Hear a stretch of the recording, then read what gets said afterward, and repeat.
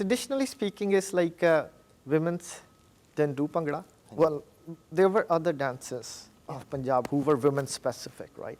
And when it was their time to dance, then they used to dance. When it was men's time to dance, then they dance. Yeah. Right? So that's how it used to be done, right? See, understand one thing is Bhangra is actually a very manly dance.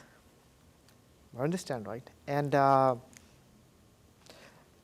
when women are actually doing it, there are body structure.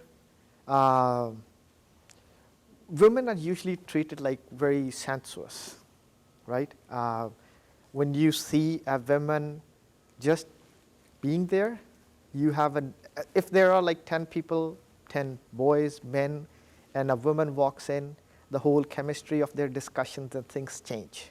That's the attractive thing. It's like those of us, I mean, being in an all-girls team, it's like incorporating this masculinity. Okay, so we did this, I'm going to sidetrack for a second here. We did this this conference we were part of this dance festival in New York just this past March, and it was called Engendered.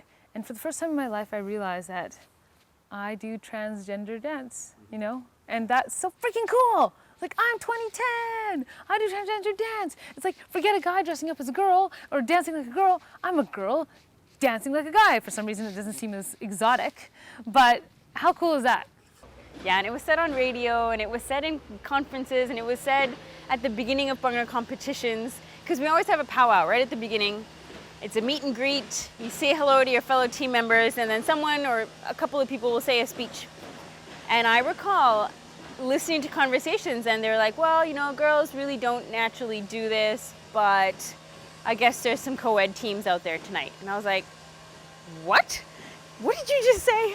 And I've heard it on radio, you know, well, girls don't traditionally do Bhangra, it's not a girl dance form, and maybe they shouldn't be out there.